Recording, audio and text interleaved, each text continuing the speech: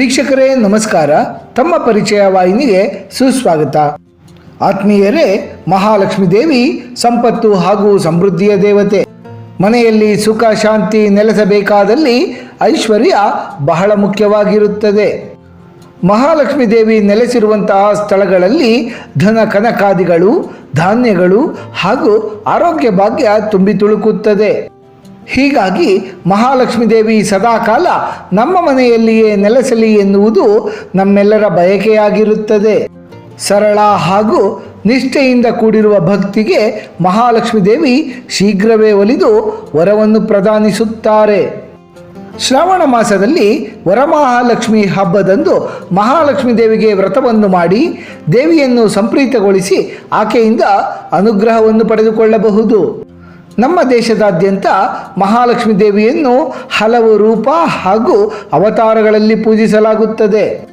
ವರಮಹಾಲಕ್ಷ್ಮಿ ಹಬ್ಬ ಸಮೀಪಿಸುತ್ತಿರುವಂತಹ ಈ ಶುಭ ಸಂದರ್ಭದಲ್ಲಿ ಪ್ರಭಾವಶಾಲಿಯಾಗಿರುವ ಹಾಗೂ ಬೇಡಿ ಬರುವ ಭಕ್ತಾದಿಗಳ ಎಲ್ಲ ದುರಾದೃಷ್ಟ ಹಾಗೂ ದಾರಿದ್ರ್ಯವನ್ನೆಲ್ಲ ದೂರ ಮಾಡುವಂತಹ ನಮ್ಮ ಭಾರತ ದೇಶದ 5 ಪ್ರಸಿದ್ಧ ಲಕ್ಷ್ಮೀ ದೇಗುಲಗಳ ಕುರಿತು ಮಾಹಿತಿಯನ್ನು ನಮ್ಮ ಈ ಸಂಚಿಕೆಯ ಮೂಲಕ ಬಿತ್ತರಿಸುತ್ತಲಿದ್ದೇವೆ. ಭಾರತದ 5 ಪ್ರಸಿದ್ಧ ಮಹಾಲಕ್ಷ್ಮೀ ದೇಗುಲಗಳು. ಕೊಲ್ಲಾಪುರ ಮಹಾಲಕ್ಷ್ಮೀ ದೇವಿ. ಕೊಲ್ಲಾಪುರವು ಮಹಾರಾಷ್ಟ್ರ ರಾಜ್ಯದ ಪ್ರಾಚೀನ ನಗರ. ಮಹಾಲಕ್ಷ್ಮೀ ದೇವಿಯ ವಿಶೇಷ ವರವನ್ನು ಪಡೆದ ನಗರವಿದು. ಕೊಲ್ಲಾಪುರವು ಭಾರತದ 18 ಶಕ್ತಿಪೀಠಗಳಲ್ಲಿ ಒಂದೆನಿಸಿಕೊಳ್ಳುತ್ತದೆ. ಕೊಲ್ಲಾಪುರ ನಗರದ ಹೃದಯ ಭಾಗದಲ್ಲಿ ಸುಪ್ರಸಿದ್ಧ ಮಹಾಲಕ್ಷ್ಮೀ ದೇಗುಲ ಸ್ಥಿತವಿದೆ. ಕೊಲ್ಲಾಪುರ ಹಿಂದೆ ಕರವೀರಪುರ ಎಂದು ಕರೆಸಿಕೊಳ್ಳುತ್ತಿತ್ತು. ಹಾಗಾಗಿಯೇ ಕೊಲ್ಲಾಪುರದ ಮಹಾಲಕ್ಷ್ಮೀ ದೇವಿ ಕರವೀರ ವಾಸಿನಿ ಎಂದೂ ಸಹ ಕರೆಸಿಕೊಳ್ಳುತ್ತಾರೆ. ಪುರಾಣ ಕಥೆಯ ಪ್ರಕಾರ ಒಮ್ಮೆ ಲೋಕ ಕಲ್ಯಾಣಾರ್ಥವಾಗಿ ಭೃಗು ಮಹರ್ಷಿಗಳು ಗಂಗಾ ತೀರದಲ್ಲಿ ಯಾಗ ಯಜ್ಞಗಳನ್ನು ಮಾಡಲಿಚ್ಛಿಸುತ್ತಾರೆ.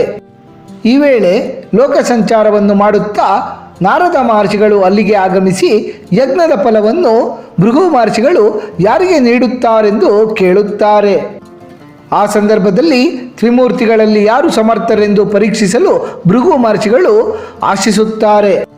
ಮೊದಲು ಭೃಗು ಮಹರ್ಷಿಗಳು ಬ್ರಹ್ಮಲೋಕಕ್ಕೆ ತೆರಳುತ್ತಾರೆ. ಆಗ ಬ್ರಹ್ಮ ಹಾಗೂ ಸರಸ್ವತಿ ವೇದಗಳ ಬಗ್ಗೆ ಚರ್ಚಿಸುತ್ತಿರುತ್ತಾರೆ. ಈ ಕಾರಣಕ್ಕೆ ಕೋಪಗೊಂಡ ಭೃಗು ಮಹರ್ಷಿಗಳು ಬ್ರಹ್ಮದೇವರಿಗೆ ಭೂಲೋಕದಲ್ಲಿ ದೇವಸ್ಥಾನಗಳೇ ಇಲ್ಲದಂತಾಗಲಿ ಎಂದು ಶಾಪವನ್ನು ನೀಡುತ್ತಾರೆ. ನಂತರ ಭೃಗು ಮಹರ್ಷಿಗಳು ಕೈಲಾಸಕ್ಕೆ ತೆರಳುತ್ತಾರೆ. ಆಗ ಶಿವಪಾರ್ವತಿಯರು ಏಕಾಂತದಲ್ಲಿರುತ್ತಾರೆ. ಭೃಗು ಮಹರ್ಷಿಗಳ ಕಡೆ ಅವರು ಗಮನ ಕೊಡುವುದಿಲ್ಲ. ಇದರಿಂದಲೂ ಕೋಪಗೊಂಡ ಭೃಗು ಮಹರ್ಷಿಗಳು ಭೂಲೋಕದಲ್ಲಿ ಶಿವಪರಮಾತ್ಮರನ್ನು ಯಾರೂ ಸಹ ವಿಗ್ರಹ ರೂಪದಲ್ಲಿ ಪೂಜಿಸದೆ ಲಿಂಗ ರೂಪದಲ್ಲಿಯೇ ಪೂಜಿಸಲಿ ಎಂದು ಶಾಪವನ್ನು ನೀಡುತ್ತಾರೆ.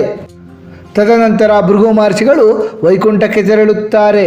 ಆಗ ಮಹಾವಿಷ್ಣು ದೇವರು ಆದಿಶೇಷನ ಮೇಲೆ ಮಲಗಿಕೊಂಡು ವಿಶ್ರಾಂತಿಯನ್ನು ಪಡೆಯುತ್ತಿರುತ್ತಾರೆ. ಅವರೂ ಸಹ ಭೃಗು ಮಹರ್ಷಿಯ ಆಗಮನವನ್ನು ಗಮನಿಸುವುದಿಲ್ಲ. ಇದರಿಂದ ಕೋಪಗೊಂಡ ಭೃಗು ಮಹರ್ಷಿಗಳು ಮಹಾವಿಷ್ಣುವಿನ ವಕ್ಷಸ್ಥಳಕ್ಕೆ ಒದೆಯುತ್ತಾರೆ. ತಕ್ಷಣವೇ ಎಚ್ಚರಗೊಂಡ ಮಹಾವಿಷ್ಣು ದೇವರು ಕೋಪಗೊಳ್ಳದೆಯೇ ನಿಮ್ಮ ಕಾಲಿಗೆ ಪೆಟ್ಟಾಗಿರಬಹುದು ಅಲ್ಲವೇ ಎಂದು ಭೃಗು ಮಹರ್ಷಿಯ ಕಾಲನ್ನು ಒತ್ತುತ್ತಾರೆ. ಮಹಾವಿಷ್ಣು ದೇವರ ಸತ್ಕಾರದಿಂದ ಸಮಾಧಾನಗೊಂಡ ಭೃಗು ಮಹರ್ಷಿಗಳು ಯಜ್ಞದ ಫಲವನ್ನು ಮಹಾವಿಷ್ಣು ದೇವರಿಗೆ ನೀಡುತ್ತಾರೆ. ಮಹಾವಿಷ್ಣು ದೇವರ ವಕ್ಷಸ್ಥಳ ನಿವಾಸಿನಿಯಾದಂತಹ ಮಹಾಲಕ್ಷ್ಮೀ ದೇವಿಗೆ ಭೃಗು ಮಹರ್ಷಿಗಳು ಮಹಾವಿಷ್ಣು ದೇವರ ಎದೆಗೆ ಒದ್ದದ್ದರಿಂದಲೇ ಎಲ್ಲಿಲ್ಲದ ಕೋಪ ಬಂದು ಬಿಡುತ್ತದೆ. ಆದರೂ ಮಹಾವಿಷ್ಣು ದೇವರು ಭೃಗು ಮಹರ್ಷಿಯ ಮೇಲೆ ಸಿಟ್ಟು ಮಾಡಿಕೊಳ್ಳದ ಕಾರಣ ಅವಮಾನಿತಳಾದಂತಹ ಮಹಾಲಕ್ಷ್ಮೀ ದೇವಿ ವೈಕುಂಠವನ್ನು ತೊರೆದು ಭೂಲೋಕದಲ್ಲಿ ನೆಲೆ ನಿಲ್ಲಲು ನಿರ್ಧಾರ ಮಾಡುತ್ತಾರೆ. ಆ ಸಂದರ್ಭದಲ್ಲಿ ಮಹಾಲಕ್ಷ್ಮೀ ದೇವಿ ಭೂಮಿಯಲ್ಲಿ ನೆಲೆಸಿದ ಸ್ಥಳವೇ ಕೊಲ್ಲಾಪುರ. ಕೊಲ್ಲಾಪುರಕ್ಕೆ ಬಂದ ನಂತರ ಮಹಾಲಕ್ಷ್ಮೀ ದೇವಿ ಜನರಿಗೆ ತೊಂದರೆ ಕೊಡುತ್ತಿದ್ದ ಕೊಲ್ಲಾಸುರ ಎಂಬ ರಾಕ್ಷಸನನ್ನು ಸಂಹರಿಸುತ್ತಾರೆ. ಕೊಲ್ಲಾ ಎಂಬ ಅಸುರ ಸಂಹಾರವಾದ ಸ್ಥಳವೇ ಕೊಲ್ಲಾಪುರ ಎಂಬ ಹೆಸರನ್ನು ಪಡೆದುಕೊಳ್ಳುತ್ತದೆ. ಕೊಲ್ಲಾಪುರದ ಮಹಾಲಕ್ಷ್ಮೀ ದೇವಿಯನ್ನು ಭಕ್ತಿಯಿಂದ ಭಕ್ತಾದಿಗಳು ಅಂಬಾಬಾಯಿ ಎಂದು ಕರೆಯುತ್ತಾರೆ. ದೇವಿಗೆ ದಿನಕ್ಕೆ 5 ಬಾರಿ ಪೂಜೆ ನೆರವೇರುತ್ತದೆ. ಹುಣ್ಣಿಮೆ ಅಮಾವಾಸ್ಯೆಗಳಂದು ವಿಶೇಷ ಪೂಜೆ ಈ ದೇವಾಲಯದಲ್ಲಿ ನಡೆಯುತ್ತದೆ. ಚಿಕ್ಕ ಗುಡಿಯಾಗಿದ್ದ ಈ ದೇಗುಲವನ್ನು ಕ್ರಿಸ್ತಶಕ 600ರಲ್ಲಿ ಚಾಲುಕ್ಯರ ರಾಜ ಕರ್ಣದೇವ ಎನ್ನುವವರು ಪಿರಮಿಡ್ ಆಕಾರದಲ್ಲಿ ಮರುನಿರ್ಮಾಣ ಮಾಡಿಸುತ್ತಾರೆ. ಕೊಲ್ಲಾಪುರದ ಮಹಾಲಕ್ಷ್ಮಿ ವಿಗ್ರಹವು ಬರೋಬ್ಬರಿ 5,000ದಿಂದ 6,000 ವರ್ಷಗಳಷ್ಟು ಪುರಾತನವಾದದ್ದೆಂದು ಪರಿಗಣಿಸಲಾಗುತ್ತದೆ. ಮಹಾಲಕ್ಷ್ಮೀ ದೇವಿಯ ಕಪ್ಪು ಶಿಲೆಯ ವಿಗ್ರಹ ಬರೋಬ್ಬರಿ 40 kg ಭಾರವಿದ್ದು 3 ಅಡಿ ಎತ್ತರವಿದೆ. ಚತುರ್ಭುಜೆಯಾದ ಮಹಾಲಕ್ಷ್ಮೀ ದೇವಿಯ ಮುಖದಲ್ಲಿರುವ ಕಳೆಯನ್ನು ವರ್ಣಿಸಲು ಪದಗಳೇ ಸಾಲದಾಗುತ್ತದೆ. ಸಾಮಾನ್ಯವಾಗಿ ದೇವರ ವಿಗ್ರಹಗಳು ಗರ್ಭಗುಡಿಯಲ್ಲಿ ಪೂರ್ವಾಭಿಮುಖವಾಗಿ ಅಥವಾ ಉತ್ತರಾಭಿಮುಖವಾಗಿರುತ್ತವೆ. ಆದರೆ ಕೊಲ್ಲಾಪುರದಲ್ಲಿ ಮಹಾಲಕ್ಷ್ಮೀ ದೇವಿಯು ಪಶ್ಚಿಮಾಭಿಮುಖವಾಗಿ ನೆಲೆ ನಿಂತಿದ್ದಾರೆ. ಗರ್ಭಗುಡಿಯ ಪಶ್ಚಿಮದ ಗೋಡೆಯ ಮೇಲೆ ಚಿಕ್ಕ ಕಿಟಕಿಯೊಂದಿದ್ದು ಅದರ ಮೂಲಕ ಪ್ರತಿ ವರ್ಷ 3 ದಿನಗಳ ಕಾಲ ಸೂರ್ಯಾಸ್ತಮಾನದ ವೇಳೆ ಸೂರ್ಯನ ಬೆಳಕು ದೇವಿಯ ವಿಗ್ರಹದ ಮುಖದ ಮೇಲೆ ಬೀಳುತ್ತದೆ. ಈ ಸಂದರ್ಭವನ್ನು ಸಾಕ್ಷಾತ್ ಸೂರ್ಯದೇವರೇ ಮಹಾಲಕ್ಷ್ಮೀ ದೇವಿಯ ಪೂಜೆಯನ್ನು ಸಲ್ಲಿಸಲು ಆಗಮಿಸುವುದು ಎಂದು ಹೇಳಲಾಗುತ್ತದೆ. ಕೊಲ್ಲಾಪುರದ ಮಹಾಲಕ್ಷ್ಮೀ ದೇವಿಯನ್ನು ಭಕ್ತಿಯಿಂದ ಪ್ರಾರ್ಥನೆ ಮಾಡಿದರೆ ದೇವಿಯು ಭಕ್ತಾದಿಗಳಿಗೆ ಸಂಪತ್ತು, ಆರೋಗ್ಯ, ಸಮೃದ್ಧಿಯನ್ನು ನೀಡಿ ಸಕಲ ಸಮಸ್ಯೆಗಳಿಂದ ಪರಿಹಾರವನ್ನು ಒದಗಿಸುತ್ತಾರೆ. ಹಾಗಾಗಿಯೇ ದೇಶ ವಿದೇಶಗಳಿಂದಲೂ ಲಕ್ಷಾಂತರ ಭಕ್ತಾದಿಗಳು ಕೊಲ್ಲಾಪುರಕ್ಕೆ ಆಗಮಿಸಿ ದೇವಿಯ ಕೃಪಾಶೀರ್ವಾದವನ್ನು ಪಡೆದು ಪುನೀತರಾಗುತ್ತಾರೆ. ಗೊರವನಹಳ್ಳಿಯ ಮಹಾಲಕ್ಷ್ಮೀ ದೇವಸ್ಥಾನ, ತುಮಕೂರು ಜಿಲ್ಲೆ, ಕರ್ನಾಟಕ ರಾಜ್ಯ. ಗೊರವನಹಳ್ಳಿ ಪುಣ್ಯಕ್ಷೇತ್ರವು ತುಮಕೂರು ಜಿಲ್ಲೆಯ ಕೊರಟಗೆರೆ ತಾಲೂಕಿನಲ್ಲಿದೆ. ಈ ಕ್ಷೇತ್ರ ಮಹಾಲಕ್ಷ್ಮೀ ದೇವಿಯ ಆಲಯದಿಂದಾಗಿಯೇ ದೇಶ ವಿದೇಶಗಳಲ್ಲಿಯೂ ಸಹ ಜನಜನಿತವಾಗಿದೆ. ಗೊರವನಹಳ್ಳಿಯ ಮಹಾಲಕ್ಷ್ಮಿ ದೇವಸ್ಥಾನವನ್ನು ಕರ್ನಾಟಕದ ಕೊಲ್ಲಾಪುರ ಎಂದೇ ಕರೆಯಲಾಗುತ್ತದೆ. ಇಲ್ಲಿ ಶಿಲಾರೂಪದಲ್ಲಿ ನೆಲೆಗೊಂಡಿರುವ ಮಹಾಲಕ್ಷ್ಮೀ ದೇವಿ ಸಾವಿರಾರು ಭಕ್ತಾದಿಗಳ ಆರಾಧ್ಯ ದೇವತೆ. ಅಮ್ಮ ತಾಯಿ, ನನ್ನನ್ನು ಸಂಕಟಗಳಿಂದ ದೂರ ಮಾಡು ಎಂದು ಭಕ್ತಿಯಿಂದ ಬೇಡಿಕೊಂಡರೆ ಸಾಕು, ಗೊರವನಹಳ್ಳಿಯ ಮಹಾಲಕ್ಷ್ಮೀ ದೇವಿ ತನ್ನ ಭಕ್ತಾದಿಗಳನ್ನು ಎಂತಹ ಸಂಕಷ್ಟವೇ ಇರಲಿ ಅದರಿಂದ ಬಗೆಹರಿಸುತ್ತಾರೆ. ಆರೋಗ್ಯ ಭಾಗ್ಯ, ಸಂತಾನ ಭಾಗ್ಯ, ಕಲ್ಯಾಣ ಯೋಗ, ಎಲ್ಲಕ್ಕಿಂತ ಮಿಗಿಲಾಗಿ ಧನಕನಕಾದಿಗಳನ್ನೆಲ್ಲ ಇಲ್ಲಿನ ಲಕ್ಷ್ಮಿ ಯಥೇಚ್ಛವಾಗಿ ತನ್ನ ಭಕ್ತಾದಿಗಳಿಗೆ ಕರುಣಿಸುತ್ತಾರೆ. ಹೀಗಾಗಿಯೇ ಗೊರವನಹಳ್ಳಿಗೆ ಭಕ್ತರ ಸಾಗರವೇ ಹರಿದು ಬರುತ್ತದೆ. ಗೊರವನಹಳ್ಳಿಯಲ್ಲಿ ಪೂಜಿಸಲಾಗುತ್ತಿರುವ ದೇವಿಯವರ ವಿಗ್ರಹವು ಸ್ವಯಂಭುವಾಗಿದೆ. ಗೊರವನಹಳ್ಳಿಯಲ್ಲಿ ಮಹಾಲಕ್ಷ್ಮೀ ದೇವಿ ನೆಲೆಸುವುದರ ಕುರಿತಾಗಿ ಒಂದು ರೋಚಕ ಕಥೆ ಇದೆ. 1900ರ ಸುಮಾರಿಗೆ ಈ ಗ್ರಾಮದಲ್ಲಿ ಅಬ್ಬಯ್ಯ ಎಂಬ ದನಗಾಯಿ ಹುಡುಗ ವಾಸಿಸುತ್ತಿರುತ್ತಾನೆ. ಅಬ್ಬಯ್ಯ ಎಂದಿನಂತೆ ದನವನ್ನು ಮೇಯಿಸಲು ಕೆರೆಯೊಂದರ ಬಳಿ ತೆರಳಿದಾಗ ಹೆಣ್ಣಿನ ಅಶರೀರವಾಣಿ ಆತನಿಗೆ ಕೇಳಿಸುತ್ತದೆ. ಅಬ್ಬಯ್ಯ, ನಾನು ನಿನ್ನ ಮನೆಗೆ ಬರುತ್ತೇನೆ, ಕರೆದುಕೊಂಡು ಹೋಗು ಎಂದು ಆ ಅಶರೀರವಾಣಿ ತಿಳಿಸುತ್ತದೆ. ಮೊದಲು ಅಬ್ಬಯ್ಯ ಈ ದನಿಯನ್ನು ನಿರ್ಲಕ್ಷಿಸುತ್ತಾನೆ. ಆದರೆ ಪ್ರತಿನಿತ್ಯವೂ ಹೆಣ್ಣಿನ ಧ್ವನಿ ಕೇಳಿಸುತ್ತಾ ಬಂದಾಗ ಅಬ್ಬಯ್ಯ ತನಗಾದ ಅನುಭವವನ್ನು ತನ್ನ ತಾಯಿಯ ಬಳಿ ತಿಳಿಸುತ್ತಾನೆ. ಇನ್ನೊಮ್ಮೆ ಆ ಅಶರೀರವಾಣಿ ಕೇಳಿಸಿದರೆ, ದೆವ್ವವಾದರೆ ಅಲ್ಲಿಯೇ ಇರು, ದೇವರಾದರೆ ಬಾ ಎಂದು ಹೇಳಲು ಅಬ್ಬಯ್ಯನ ತಾಯಿ ಅಬ್ಬಯ್ಯನಿಗೆ ಸೂಚಿಸುತ್ತಾರೆ. ಮರುದಿನ ಮತ್ತೆ ಕೆರೆಯ ಬಳಿ ಆತ ತೆರಳಿದಾಗ ಅಶರೀರವಾಣಿ ಕೇಳಿಸಿದಾಗ ತನ್ನ ತಾಯಿಯ ಸೂಚನೆಯಂತೆಯೇ ಅಬ್ಬಯ್ಯ ನುಡಿಯುತ್ತಾನೆ. ತಕ್ಷಣವೇ ಕೆರೆಯ ಮಧ್ಯದಿಂದ ಶಂಖ, ಚಕ್ರ, ನಾಮ, ಪದ್ಮದಿಂದ ಕೂಡಿರುವ ಮಹಾಲಕ್ಷ್ಮೀ ದೇವಿಯ ಮುದ್ದಾದ ವಿಗ್ರಹ ತೇಲಿ ಬರುತ್ತದೆ. ಅಬ್ಬಯ್ಯ ಅದನ್ನೇ ತಂದು ತನ್ನ ಮನೆಯಲ್ಲಿ ಪ್ರತಿಷ್ಠಾಪಿಸುತ್ತಾನೆ. ತಕ್ಷಣವೇ ಆತನ ಮನೆಯಲ್ಲಿ ಕಷ್ಟಗಳೆಲ್ಲ ಕರಗಿ ಅದೃಷ್ಟ, ಅಷ್ಟೈಶ್ವರ್ಯಗಳು ತುಂಬಿ ತುಳುಕುತ್ತವೆ.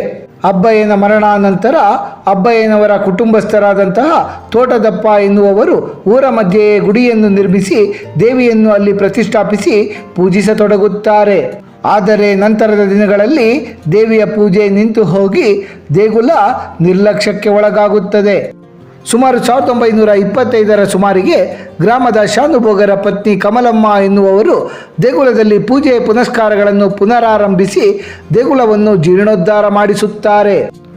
ನಂತರದ ದಿನಗಳಲ್ಲಿ ಗೊರವನಹಳ್ಳಿಯ ಲಕ್ಷ್ಮೀ ದೇವಿಯ ಖ್ಯಾತಿ ರಾಜ್ಯದೆಲ್ಲೆಡೆಯೂ ಪಸರಿಸುತ್ತದೆ. ತಾಯಿ ಕಮಲಮ್ಮನವರು ಇರುವ ತನಕವೂ ಭಕ್ತಾದಿಗಳು ದೇವಿಯ ಸ್ವರೂಪ ಎಂತಲೇ ಭಾವಿಸಿ ಅವರ ಆಶೀರ್ವಾದವನ್ನೂ ಸಹ ಪಡೆದುಕೊಳ್ಳುತ್ತಲಿದ್ದರು.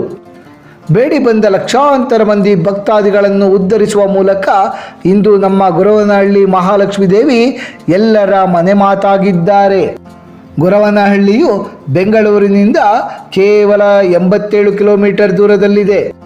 ವೆಲ್ಲೂರು ಶ್ರೀಪುರಂ ಮಹಾಲಕ್ಷ್ಮಿ ಸುವರ್ಣ ಮಂದಿರ, ತಮಿಳುನಾಡು ರಾಜ್ಯ. ತಮಿಳುನಾಡಿನ ವೆಲ್ಲೂರು ಜಿಲ್ಲೆಯ ಶ್ರೀಪುರಂ ಎಂಬಲ್ಲಿ ಸುಮಾರು 100 ಎಕರೆ ವಿಸ್ತಾರವಾದ ಪ್ರದೇಶದಲ್ಲಿ ಲಕ್ಷ್ಮೀ ನಾರಾಯಣಿ ಗೋಲ್ಡನ್ ಟೆಂಪಲ್ ಅಥವಾ ಸುವರ್ಣ ಮಂದಿರ ಸ್ಥಿತವಿದೆ. ಈ ಗೋಲ್ಡನ್ ಟೆಂಪಲ್ನ ವಿಶೇಷತೆ ಎಂದರೆ ಈ ದೇಗುಲವನ್ನು ನಿರ್ಮಿಸಲು ಬರೋಬ್ಬರಿ 1500 kgಯಷ್ಟು ಚಿನ್ನವನ್ನು ಬಳಸಲಾಗಿದೆ. ಅಂದರೆ 1500 kg ಶುದ್ಧ ಚಿನ್ನದ ಸರಳುಗಳನ್ನು ಚಿನ್ನದ ಹಾಳೆಯನ್ನಾಗಿ ಪರಿವರ್ತನೆ ಮಾಡಿ ತಾಮ್ರದ ತಟ್ಟೆಗಳ ಮೇಲೆ ಜೋಡಿಸುವ ಮೂಲಕ ಈ ದೇಗುಲವನ್ನು ನಿರ್ಮಿಸಲಾಗಿದೆ. ಪಂಜಾಬ್ನ ಅಮೃತಸರದ ಗೋಲ್ಡನ್ ಟೆಂಪಲ್ನ ಗುಮ್ಮಟವನ್ನು ತಯಾರು ಮಾಡಲು ಬಳಸಲಾಗಿರುವ ಚಿನ್ನಕ್ಕಿಂತಲೂ ಹೆಚ್ಚಿನ ಪ್ರಮಾಣದ ಚಿನ್ನವನ್ನು ಇಲ್ಲಿ ಬಳಸಲಾಗಿದೆ. ಜಗತ್ತಿನಲ್ಲಿ ಇಷ್ಟೊಂದು ಚಿನ್ನವನ್ನು ಬಳಸಿರುವ ಏಕೈಕ ದೇಗುಲ ಇದೆನಿಸಿಕೊಳ್ಳುತ್ತದೆ. ದಕ್ಷಿಣ ಭಾರತದ ಏಕೈಕ ಚಿನ್ನದ ಮಂದಿರ ಎಂಬ ಹೆಗ್ಗಳಿಕೆ ಈ ಸುವರ್ಣ ಮಂದಿರಕ್ಕಿದೆ. ಶ್ರೀಚಕ್ರವನ್ನು ಪ್ರತಿನಿಧಿಸುವ ನಕ್ಷತ್ರಾಕಾರದ ಪಥವನ್ನು ದೇಗುಲ ಹೊಂದಿದೆ. ನಕ್ಷತ್ರಾಕಾರದ ಪಥದಲ್ಲಿ ಕ್ರಮಿಸಿ ಬಂದು ದೇಗುಲವನ್ನು ಪ್ರವೇಶ ಮಾಡಿ ದೇವಿಯ ದರ್ಶನವನ್ನು ಪಡೆದ ಕ್ಷಣ ಸ್ವರ್ಗವೇ ಧರೆಗಿಳಿದ ಅನುಭವ ನಮಗಾಗಿರುತ್ತದೆ. ರಾತ್ರಿಯ ಸಮಯದಲ್ಲಿ ಇಲ್ಲಿ ಭಕ್ತಾದಿಗಳ ಸಂಖ್ಯೆ ಅಧಿಕವಾಗಿರುತ್ತದೆ. ಏಕೆಂದರೆ ಆ ಸಮಯದಲ್ಲಿ ಚಿನ್ನದಿಂದ ಮಾಡಲಾಗಿರುವ ಇಡೀ ದೇಗುಲ ದೀಪದಿಂದ ಪ್ರಕಾಶಿಸಲ್ಪಟ್ಟು ಅತ್ಯದ್ಭುತ ದೃಶ್ಯ ಕಾವ್ಯವನ್ನೇ ಸೃಷ್ಟಿ ಮಾಡಿರುತ್ತದೆ. ತಿರುಪತಿಯಿಂದ ಕೇವಲ 120 ಕಿಲೋಮೀಟರ್ ದೂರದಲ್ಲಿ ನೆಲೆಸಿರುವಂತಹ ಶ್ರೀಪುರಂನ ಲಕ್ಷ್ಮೀ ನಾರಾಯಣಿ ಸುವರ್ಣ ಮಂದಿರವನ್ನು ತಲುಪಲು ತಿರುಪತಿಯಿಂದ ಸಾಕಷ್ಟು ಬಸ್ಗಳು ದೊರೆಯುತ್ತವೆ. ಮುಂಬೈನ ಮಹಾಲಕ್ಷ್ಮಿ ದೇವಸ್ಥಾನ, ಮಹಾರಾಷ್ಟ್ರ ರಾಜ್ಯ. ಮುಂಬೈನಲ್ಲಿರುವಂತಹ ಮಹಾಲಕ್ಷ್ಮಿ ದೇವಸ್ಥಾನವು ಮಹಾಲಕ್ಷ್ಮಿ ದೇವಿಯವರ ಭಕ್ತಾದಿಗಳಲ್ಲಿಯೇ ಬಹಳ ಜನಪ್ರಿಯವಾದಂತಹ ಕ್ಷೇತ್ರವಾಗಿದೆ. ಇಲ್ಲಿಗೆ ಬರುವ ಪ್ರತಿಯೊಬ್ಬ ಭಕ್ತರ ಇಷ್ಟಾರ್ಥವೂ ಸಹ ನೆರವೇರುತ್ತದೆ ಎಂಬುದು ಭಕ್ತಾದಿಗಳ ಅಚಲ ನಂಬಿಕೆ. ಇತಿಹಾಸದಲ್ಲಿ ಲಭ್ಯವಿರುವ ದಾಖಲೆಗಳ ಪ್ರಕಾರ ಈ ಆಲಯವನ್ನು 1761ರಿಂದ 1771 ಅವಧಿಯ ನಡುವೆ ನಿರ್ಮಾಣ ಮಾಡಲಾಗಿದೆ. ಈ ದೇಗುಲದಲ್ಲಿ ಮಹಾಲಕ್ಷ್ಮಿ ದೇವಿಯವರ ಜೊತೆ ಕಾಳಿ ದೇವಿ ಹಾಗೂ ಸರಸ್ವತಿ ದೇವಿಯರು ಸಹ ನೆಲೆಸಿದ್ದಾರೆ. ದೇಗುಲದ ಇತಿಹಾಸ ಬಹಳ ಶ್ರೀಮಂತವಾಗಿದೆ ಮತ್ತು ರೋಚಕವಾಗಿದೆ. ಇತಿಹಾಸದ ಪ್ರಕಾರ ಮುಸ್ಲಿಂ ಮತಾಂಧ ದಾಳಿಕೋರರು ಹಿಂದೂ ದೇಗುಲಗಳ ಮೇಲೆ ದಾಳಿಯನ್ನು ನಡೆಸುತ್ತಿರುವ ಕಾಲದಲ್ಲಿ ದಾಳಿಯಿಂದ ವಿಗ್ರಹಗಳನ್ನು ರಕ್ಷಿಸಲೆಂದು ಹಿಂದೂಗಳೆಲ್ಲ 3 ದೇವಿಯರಾದಂತಹ ಮಹಾಲಕ್ಷ್ಮಿ ದೇವಿ, ಸರಸ್ವತಿ ದೇವಿ ಹಾಗೂ ಮಹಾಕಾಳಿಯರ ವಿಗ್ರಹಗಳನ್ನು ಮುಂಬೈನ ಬಳಿ ಇರುವ ಸಮುದ್ರದಲ್ಲಿ ಮುಳುಗಿಸಿಟ್ಟಿದ್ದರಂತೆ. ನಂತರ ಈ ವಿಗ್ರಹಗಳನ್ನು ಸಮುದ್ರದಿಂದ ಹೊರತೆಗೆದದ್ದು ಶ್ರೀ ರಾಮ್ಜಿ ಶಿವ್ಜಿ ಎಂಬ ಇಂಜಿನಿಯರ್ ಅವರು. ಬ್ರಿಟಿಷರ ಕಾಲದಲ್ಲಿ ಮುಂಬೈನ 7 ದ್ವೀಪಗಳನ್ನು ಒಡ್ಡುಗಳ ಮೂಲಕ ಒಂದಕ್ಕೊಂದು ಜೋಡಿಸಿ ಏಕಭೂಮಿಯನ್ನಾಗಿ ಪರಿವರ್ತನೆ ಮಾಡುವ ಯೋಜನೆಯಾದಂತಹ ಹಾರ್ನ್ ಬಿ ವೆಲ್ಲಾರ್ಡ್ ನಡೆಯುತ್ತಿದ್ದ ಸಮಯದಲ್ಲಿ ಸಮುದ್ರದ ಮೇಲೆ ನಿರ್ಮಾಣವಾಗುತ್ತಿದ್ದಂತಹ ಗೋಡೆಗಳ ಕೆಲ ಭಾಗಗಳು ಆಗಾಗ ಕುಸಿದು ಬೀಳುತ್ತಿದ್ದವಂತೆ. ಗೋಡೆಗಳು ಕುಸಿದು ಬೀಳುತ್ತಿದ್ದ ಆ ಸಂದರ್ಭದಲ್ಲಿ ಈ ಯೋಜನೆಯ ಇಂಜಿನಿಯರ್ ಆಗಿದ್ದಂತಹ ರಾಮ್ಜಿ ಶಿವ್ಜಿಯವರು ಇದರಿಂದ ಬೇಸರಗೊಂಡು ಚಿಂತಾಕ್ರಾಂತರಾಗಿದ್ದರಂತೆ. ಅಪಾರ ದೈವ ಭಕ್ತರಾಗಿದ್ದ ಅವರ ಕನಸಿನಲ್ಲಿ ಮಹಾಲಕ್ಷ್ಮಿ ದೇವಿಯು ಆಗಮಿಸಿ ತನ್ನ ವಿಗ್ರಹವನ್ನು ಸಮುದ್ರದಿಂದ ಹೊರತೆಗೆಯುವಂತೆ ಸೂಚನೆ ನೀಡಿದ್ದರಂತೆ. ಮಹಾಲಕ್ಷ್ಮಿ ದೇವಿಯು ಸೂಚನೆ ನೀಡಿದ ಪ್ರದೇಶದಲ್ಲಿ ಅವರು ಹುಡುಕಿಸಿದಾಗ ಮಹಾಲಕ್ಷ್ಮಿ ದೇವಿ, ಸರಸ್ವತಿ ದೇವಿ ಹಾಗೂ ಕಾಳಿ ಮಾತಾರವರ ವಿಗ್ರಹಗಳು ಅವರಿಗೆ ದೊರೆತವಂತೆ. ಆ ತಕ್ಷಣವೇ ದೇಗುಲವೊಂದನ್ನು ನಿರ್ಮಾಣ ಮಾಡಿಸಿ ಅವರು ದೇವರನ್ನು ಅಲ್ಲಿ ಪ್ರತಿಷ್ಠಾಪನೆ ಮಾಡಲು ಅನುವು ಮಾಡಿಕೊಟ್ಟರಂತೆ. ಆ ನಂತರವೇ ಅವರು ಕೆಲಸ ಮಾಡುತ್ತಿದ್ದಂತಹ ಹಾರ್ನ್ ಬಿ ವೆಲ್ಲಾರ್ಡ್ ಯೋಜನೆಯು ಯಾವುದೇ ವಿಘ್ನಗಳಿಲ್ಲದೆ ಪೂರ್ಣಗೊಂಡಿತಂತೆ. ಅಷ್ಟಲಕ್ಷ್ಮಿ ದೇವಸ್ಥಾನ, ಚೆನ್ನೈ, ತಮಿಳುನಾಡು. ಅಷ್ಟಲಕ್ಷ್ಮಿ ದೇವಸ್ಥಾನವು ಚೆನ್ನೈನ ಬೇಸೆಂಟ್ ನಗರದ ಕಡಲ ತೀರದ ಸಮೀಪವೇ ಸ್ಥಿತವಿದೆ. ಮಹಾಲಕ್ಷ್ಮಿ ದೇವಿಯವರ ಅಷ್ಟಾವತಾರಗಳ ದರ್ಶನವನ್ನು ಒಂದೇ ಸ್ಥಳದಲ್ಲಿ ಪಡೆಯಬಹುದಾದಂತಹ ಪುಣ್ಯಕ್ಷೇತ್ರವಿದು. ಈ ಆಲಯದಲ್ಲಿ 8 ಪ್ರತ್ಯೇಕ ಗರ್ಭಗುಡಿಗಳಿದ್ದು ಅವುಗಳಲ್ಲಿ ಅಷ್ಟಲಕ್ಷ್ಮಿಯರಾದಂತಹ ಆದಿಲಕ್ಷ್ಮಿ, ಧಾನ್ಯಲಕ್ಷ್ಮಿ, ಧೈರ್ಯಲಕ್ಷ್ಮಿ, ಗಜಲಕ್ಷ್ಮಿ, ಸಂತಾನಲಕ್ಷ್ಮಿ, ವಿಜಯಲಕ್ಷ್ಮಿ, ಧನಲಕ್ಷ್ಮಿ ಹಾಗೂ ವಿದ್ಯಾಲಕ್ಷ್ಮಿಯರನ್ನು ಪೂಜಿಸಲಾಗುತ್ತದೆ. 9ನೇ ಗರ್ಭಗುಡಿ ಇದ್ದು ಅಲ್ಲಿ ಮಹಾಲಕ್ಷ್ಮಿ ದೇವಿಯವರು ನಾರಾಯಣರ ಸಮೇತರಾಗಿ ನೆಲೆಸಿರುವುದನ್ನು ನಾವೆಲ್ಲರೂ ದರ್ಶನ ಮಾಡಬಹುದಾಗಿದೆ. ಕಂಚಿಮಠದ ಜಯಶೇಖರೇಂದ್ರ ಸ್ವಾಮಿಗಳ ಆಶಯದಂತೆಯೇ ಈ ಆಲಯವನ್ನು 1974 ಇಸವಿಯ ಸುಮಾರಿಗೆ ನಿರ್ಮಾಣ ಮಾಡಲಾಗಿದೆ. ಈ ದೇಗುಲಕ್ಕೆ ಆಗಮಿಸಿ ಅಷ್ಟಲಕ್ಷ್ಮಿಯರನ್ನು ಯಾರು ಭಯಭಕ್ತಿಯಿಂದ ಪೂಜಿಸುತ್ತಾರೋ ಅವರಿಗೆಲ್ಲ ಅಷ್ಟೈಶ್ವರ್ಯಗಳು ದೊರೆಯುತ್ತದೆ ಎಂದು ಹೇಳಲಾಗುತ್ತದೆ. ಹಾಗಾಗಿಯೇ ದಿನನಿತ್ಯವೂ ಸಾಕಷ್ಟು ಜನ ಭಕ್ತಾದಿಗಳು ಚೆನ್ನೈನ ಅಷ್ಟಲಕ್ಷ್ಮಿ ದೇಗುಲಕ್ಕೆ ಆಗಮಿಸುತ್ತಲೇ ಇರುತ್ತಾರೆ. ಆತ್ಮೀಯ ವೀಕ್ಷಕರೇ, ನಮ್ಮ ಭಾರತ ದೇಶದಲ್ಲಿರುವಂತಹ 5 ಪ್ರಸಿದ್ಧ ಮಹಾಲಕ್ಷ್ಮಿ ದೇವಿಯವರ ಆಲಯಗಳ ಕುರಿತಾಗಿ ಸಮಗ್ರ ಮಾಹಿತಿಯನ್ನು ತಿಳಿದುಕೊಂಡ ನಮಗೆಲ್ಲರಿಗೂ ಮಹಾಲಕ್ಷ್ಮಿ ದೇವಿಯ ಕೃಪಾ ಕಟಾಕ್ಷ ಸದಾಕಾಲ ಇರಲೆಂದು ಕೋರಿಕೊಳ್ಳುತ್ತಾ ಈ ದಿನದ ಸಂಚಿಕೆಯನ್ನು ಮುಗಿಸುತ್ತಲಿದ್ದೇವೆ. ವೀಕ್ಷಕರೇ, ನಿಮಗೆ ಈ ವಿಡಿಯೋ ಇಷ್ಟವಾಗಿದ್ದಲ್ಲಿ ಲೈಕ್ ಮಾಡಿ, ಶೇರ್ ಮಾಡಿ ಮತ್ತು ಸಬ್ಸ್ಕ್ರೈಬ್ ಮಾಡಿ ಹಾಗೂ ಬೆಲ್ ಬಟನ್ ಒತ್ತುವುದನ್ನು ಮರೆಯಬೇಡಿ.